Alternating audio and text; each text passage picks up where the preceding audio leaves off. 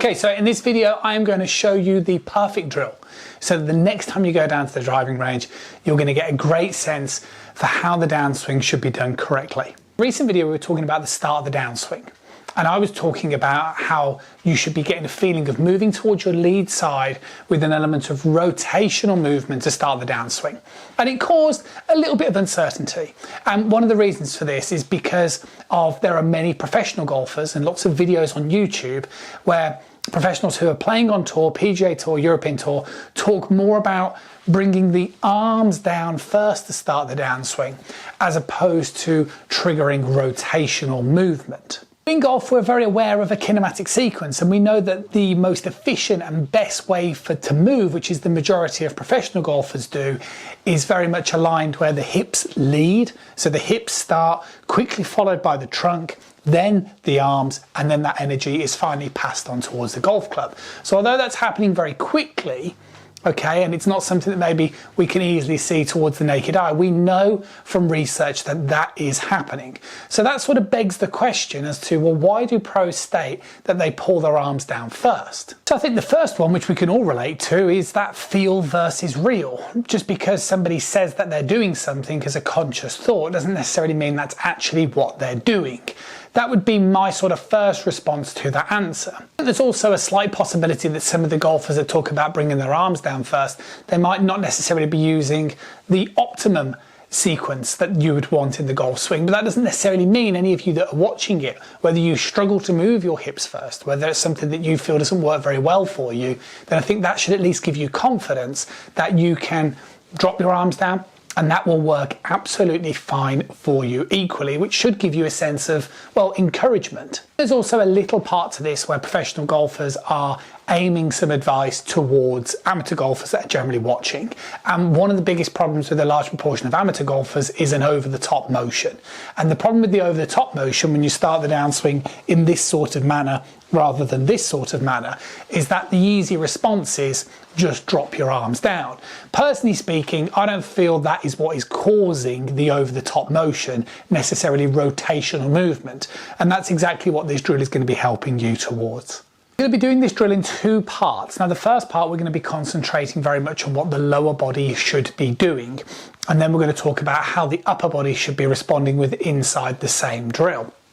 Now, like I stated, if I stand side on from you guys, the problem I think is that golfers have this over the top motion, and like we said, the easy answer is just to get the feeling of pulling the arms down towards the side of the body.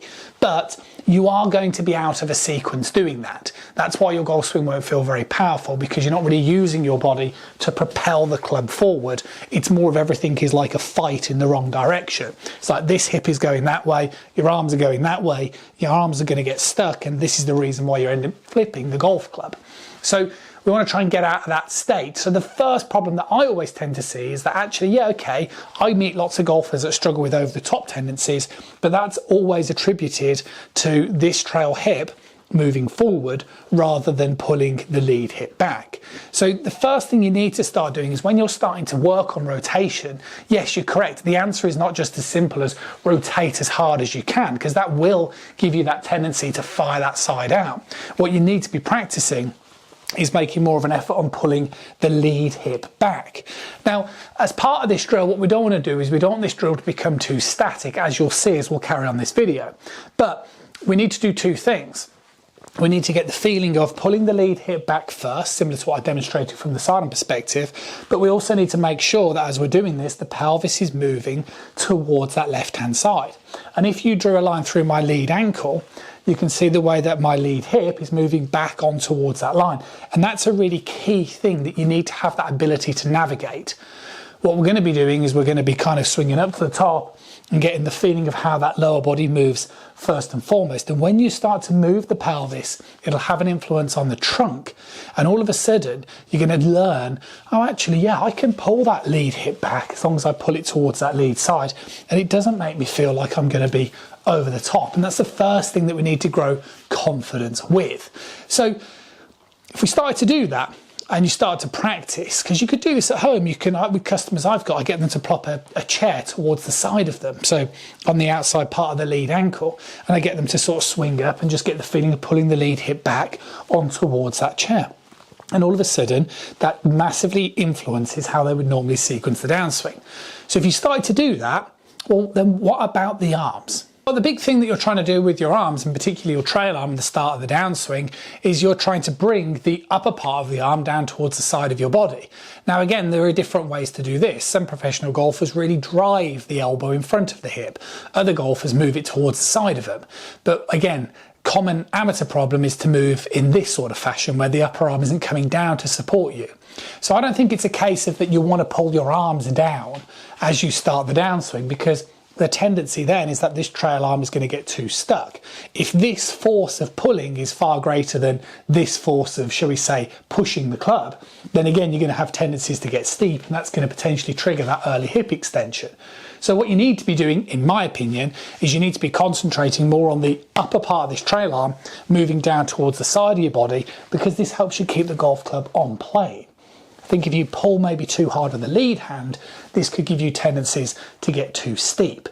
Again, then questioning how on earth are you going to do this whilst rotating the body will feel very, very disastrous. But it can be very much attributed to this trail arm.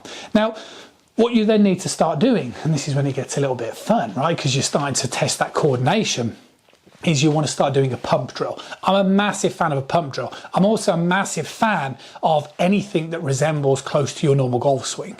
So I think what I tend to do with customers is I tend to get them at home, making sure they're doing the correct movements, so they're building up that level of conscious competence, but then they're quickly putting that back into a movement.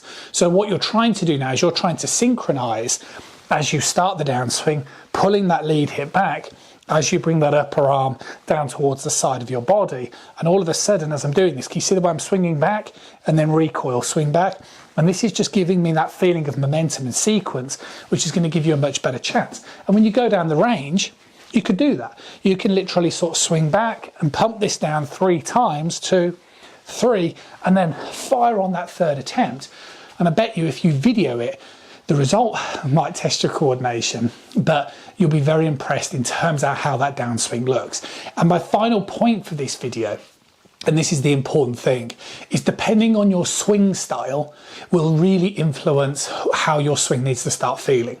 So for some golfers that I work with that get very fiery with this hip, they need to think a lot about the lower body movement and less so about this. Some golfers have, you know, really good, better lower body movement, but they kind of leave the arms up there, so they have to think more about pulling the arms. And I think all of a sudden we can start to agree on, in the golf swing, there's a kinematic best sequence of events, but then also you've got to try and figure out what is the best for you guys. And what I'm hoping is that when you try this drill, you'll be able to sort of reconcile what swing thoughts are going to work the best for you. So hopefully this video will really help you out. I also believe that this video will help you out just as much, put together all of these things again in a very natural, moving way, which is something that I'm a massive fan of. I'll see you guys again really soon.